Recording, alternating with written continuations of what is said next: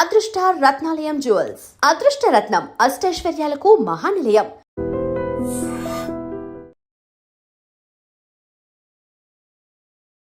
Welcome to I dream. నా పేరు లుంపిని.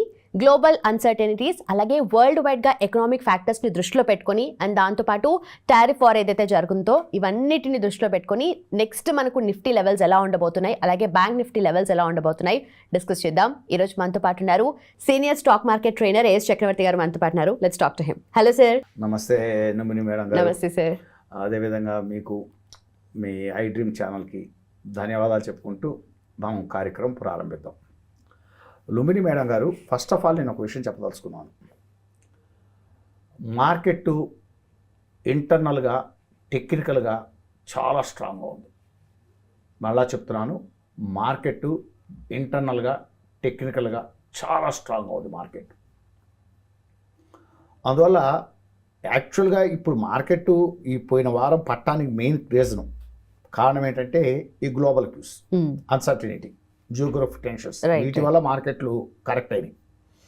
So ఏమాత్రం ఈ గ్లోబల్ క్యూస్ అంటే గ్లోబల్ అన్సర్టనిటీస్ కనుక కొంత క్లియర్ అవుతే, కొంత క్లారిటీ వస్తే మార్కెట్స్ ఖచ్చితంగా నాకు తెలిసినంతవరకు minimum from here onwards minimum 1000 points straight away పెరిగిపోతుంది. ఓకే, 1000 పాయింట్స్ నిఫ్టీ పెరగడానికి ఛాన్స్ ఉంది. ఏమాత్రం ఈ కనుక కొంచెం క్లారిటీ వచ్చి పర్వాలేదు అనుకున్నట్టయితే. అందువల్ల షార్ట్ కొట్టేవాళ్ళు ప్రతి క్షణం చాలా జాగ్రత్తగా చూసుకుంటూ షార్ట్ కొట్టండి నిఫ్టీలో. ఎనీహౌ, ఫైనల్ కంక్లూజన్ ఇది మనం చెప్తున్నది ఏంటంటే, వన్ మోర్ ఇంపార్టెంట్ పాయింట్, ఇది ఎడ్యుకేషన్ పర్పస్ వీడియో ప్యూర్లీ.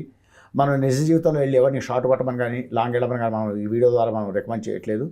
మనం టెక్నికల్స్ మీద అవగాహన కోసం, టెక్నికల్ అనాలిసిస్ మీద ఉత్సాహంతో నేర్చుకోవాలనే వాళ్ళ కోసం ఈ నిఫ్టీ లెవెల్స్ వీటన్నిటిని అసలు ఏ ఫ్యాక్టర్స్ ఇన్ఫ్లుయెన్స్ చేస్తాయి అనేది ఒక అవగాహన వాళ్ళకి కల్పించడం కోసం మనం వీడియో చేస్తున్నాం, ఎడ్యుకేషన్ పర్పస్ వీడియో.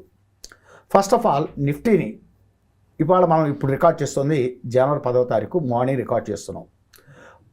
జనవరి 12వ తారీఖు 2026తో ప్రారంభమయ్యే వారానికి నిఫ్టీని ప్రభావితం చేసే అంశాలు, నిఫ్టీ లెవెల్స్ ఎలా ఉండబోతున్నాయి మనం డిస్కస్ చేస్తాం ఈ వీడియో ద్వారా. ఫస్ట్ ఆఫ్ ఆల్ మేడం గారు, మొట్టమొదటి పాయింట్ ఏం చెప్పాను, మార్కెట్లో ఇంటర్నల్గా టెక్నికల్గా చాలా స్ట్రెంత్గా ఉంది, క్వశ్చనే లేదు. చాలా జాగ్రత్తగా ఉండాలి. అది ఫస్ట్. టెక్నికల్గా చాలా స్ట్రాంగ్గా ఉంది మార్కెట్. ఇది బాగా టెక్నాలజీస్ మీద అవగాహన ఉన్న వాళ్ళకి, ఖచ్చితంగా బాగా లోతుగా పరిశీలించేటువంటి వాళ్ళకి, అన్ని రకాల థియరీస్ మీద కమాండ్ ఉన్నటువంటి వాళ్ళకి మార్కెట్ లోపల చాలా స్ట్రెంత్గా ఉన్న విషయం అర్థమైపోతుంది, పక్కన పెట్టండి. అది ఫస్ట్ ఫ్యాక్టర్. రెండోది ఏంటంటే global cues. Sudden of all Trump మహాశయుడు, అమెరికా ప్రెసిడెంటు, మీకు వచ్చేసరికి వెన్జులా ప్రెసిడెంటు నికోలస్ మదురోని అతని వైఫ్ని అర్ధరాత్రి సీజ్ చేయటం వల్ల మనం మొన్న పోయి శనివారం వీడియో చేసిన తర్వాత నెక్స్ట్ జరిగింది. అదో సిచ్యువేషను గ్లోబల్ క్యూస్లో. అది చాలా మార్కెట్ల మీద రిఫ్లెక్ట్ అయింది. దానికన్నా కూడా ఇంకోటి ఏంటంటే మేడం గారు, మదురో సీజ్ అండ్ హిజ్ వైఫ్ని వెన్జులా ప్రెసిడెంట్ అని అతని మదురోని అతని వైఫ్ని సీజ్ చేయటం కన్నా కూడా మెయిన్ ఇంకోటి ఏంటంటే, రష్యా ఆయిల్ ట్యాంకర్స్లో వెళ్తున్న షిప్ ఉంది చూసారా మీకు, మ్యారినర్, దాన్ని సీజ్ చేయటం అనేది ఇంకా టెన్షన్స్కి మెయిన్ కారణం. ఎందుకంటే రష్యా ఆయిల్ షిప్ అనేటువంటి దాన్ని సీజ్ చేయటం అనేది అమెరికా కొంచెం వరల్డ్ వైడ్గా జియోగ్రఫికల్ టెన్షన్స్కి అది మెయిన్ అవుతుంది. ఇప్పుడు మీకు ముదురుని సీజ్ చేయటం వల్ల, అతని వైఫ్ని అర్ధరాత్రి చేయటం వల్ల మీకు అంత రిఫ్లెక్షన్స్ ఉండేవి కాదు, ఫ్రాంక్లీ స్పీకింగ్. ఇక్కడ అసలు మార్కెట్లో మేజర్ కరెక్ట్ తీసుకోవటానికి కారణం ఏంటంటే, ఈ రష్యా ఆయిల్ ట్యాంకర్స్తో వెళ్తున్న షిప్ని మ్యారినోర్ని మీకు సీజ్ చేయటం అనేది చాలా మేలు. ఎందుకంటే ఇది ఏదైనా థర్డ్ వరల్డ్ వార్ వైపు దిశగా వెళ్తుందా అని ఒక టెన్షన్ స్టార్ట్ అయింది మార్కెట్. ఒక వార్ స్టార్ట్ అవుతుందా అని ఒక టెన్షన్స్లో మార్కెట్లు ఈ కరెక్ట్ అవుతున్నాయి.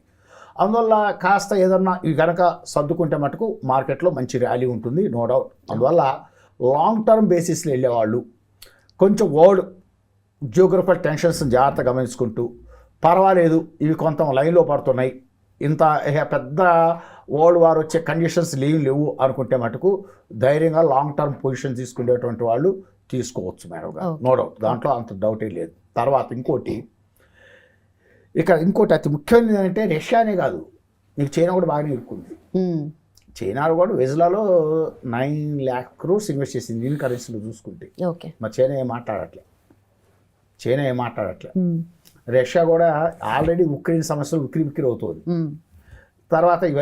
తర్వాత యూరోప్ కంట్రీస్ కూడా చాలా వీక్ అయి ఉన్నాయి. ఎందుకంటే డెన్మార్క్ ఆధీనం, అంటే డెన్మార్క్లో పార్టీ మీకు గ్రీన్లాండ్, దాన్ని ఆక్యుపై చేస్తాను నాకు అమ్మేమన్నా కూడా ఏం మాట్లాడే పరిస్థితి లేదు. అంటే ఒక రకంగా చెప్పాలంటే యునైటెడ్ స్టేట్స్ ఆఫ్ అమెరికా అనేది వాళ్ళ ప్రపంచాన్ని శాసించే స్థాయిలో ఉన్నది అనుకోవాల్సింది. డామినేటింగ్ పవర్ చూపించేస్తుంది. డామినేటెడ్ అంతే.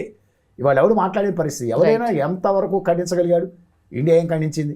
అంత గట్టిగా ఖండించిందా? లేదు. చైనా ఎంతవరకు ఖండించి 9 లక్షల కోట్ల పెట్టుబడి పెట్టి మాట్లాడలేకుండా కూర్చుంది.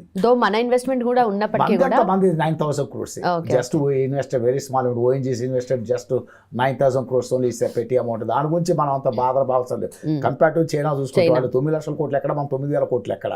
సో దట్స్ వై అదంత పెద్ద ఇన్వెస్ట్మెంట్ ఏం కాదు. మనం అంత పెద్ద అటెన్షన్ పడాల్సిన అవసరం లేదు.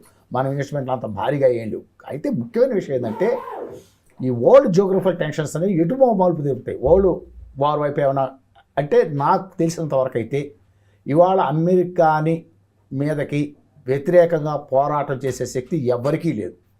అందువల్ల నా ఉద్దేశంతో వరల్డ్ వార్ రాదు. That's my strong feeling. World war వచ్చే కండిషన్స్ లేవు ఇవాళ. ఎందుకంటే రష్యా ఫైనాన్షియల్గా చాలా వీక్ అయిపోయింది. యూరోప్ కంట్రీస్ సైనికంగా ఇవాళ డెన్మార్క్ దాన్ని కనుక గ్రీన్లాండ్ తీసుకుంటారంటే ఇచ్చేస్తారు, చివరి ఫైనల్గా ఇచ్చేస్తారు. దాన్ని ఏమనే పరిస్థితి లేదు. మీకు వచ్చేసరికి చైనానే మాట్లాడకుండా కూర్చుంది. అందువల్ల వరల్డ్ వార్ వచ్చే కండిషన్స్ ఏం లేవు.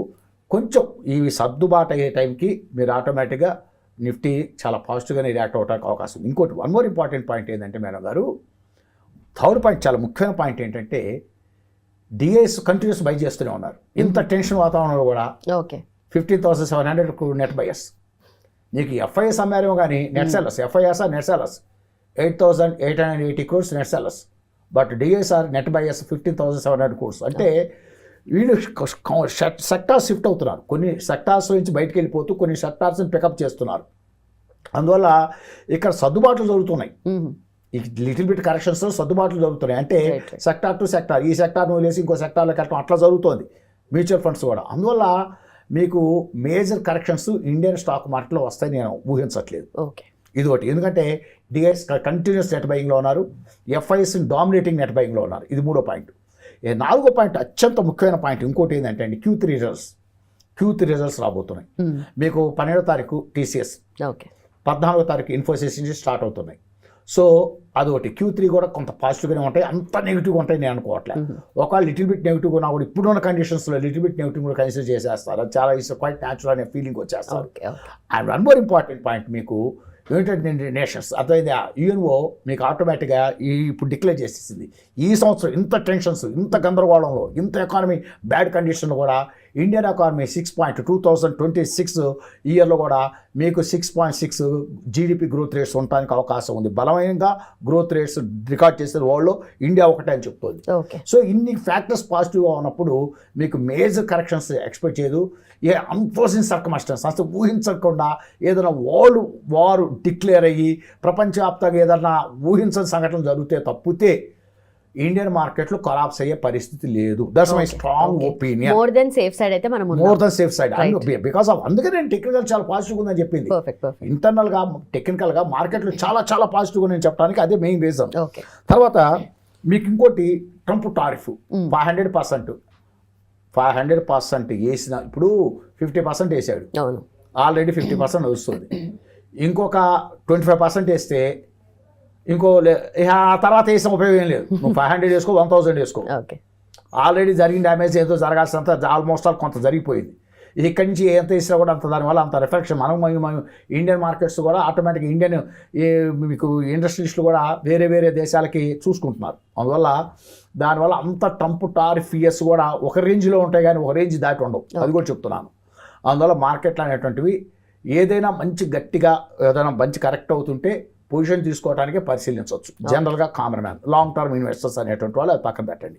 ఇక ఫైనల్గా వచ్చేసరికి నిఫ్టీ నెక్స్ట్ వీక్ ఎలా ఉంటుంది యాజ్ టెక్నికల్ బేస్ చేసుకొని మనం చెప్తున్నాం. నిన్న ఫ్రైడే అంటే 9వ తారీఖున, జనవరి 9వ తారీఖున 2026 నిఫ్టీ క్లోజ్ ఎక్కడ అయిందంటే మీకు 25,683 మీద క్లోజ్ అయింది. 25,683 మీద క్లోజ్ అయింది. నెక్స్ట్ వీక్ అంటే 12వ తారీఖుతో స్టార్ట్ అయ్యేటువంటి జనవరి 12వ తారీఖుతో స్టార్ట్ అయ్యే వారానికి నిఫ్టీ లెవెల్స్ ఎలా ఉంటాయి అనేది మనం మాట్లాడుకుందాం. ఫస్ట్ రెసిస్టెన్స్ లెవెల్స్ చెప్పుకుందాం, తర్వాత సపోర్ట్ లెవెల్స్ చెప్పుకుందాం. ద ఫస్ట్ రెసిస్టెన్స్ నిఫ్టీ వచ్చేసరికి 25,800.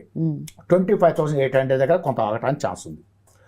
అక్కడ కొంత కన్సాలిడేటింగ్, కొన్ని అరగంటలో పావుగంటలో కన్సాలిడేటింగ్, అక్కడ కనుక బ్రేక్అవుట్ తీసుకుంటే నిఫ్టీ సెకండ్ రెసిస్టెన్స్ వచ్చేసరికి మీకు 25,925 దగ్గర ఉంది.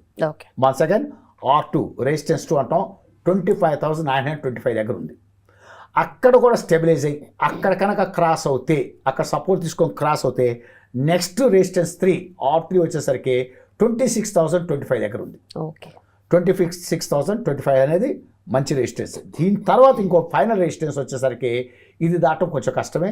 26,000 R4 అందాం. రెసిస్టెన్స్ 4 వచ్చేసరికి మీకు 26,130 is the major resistance level కింద తీసుకుందాం.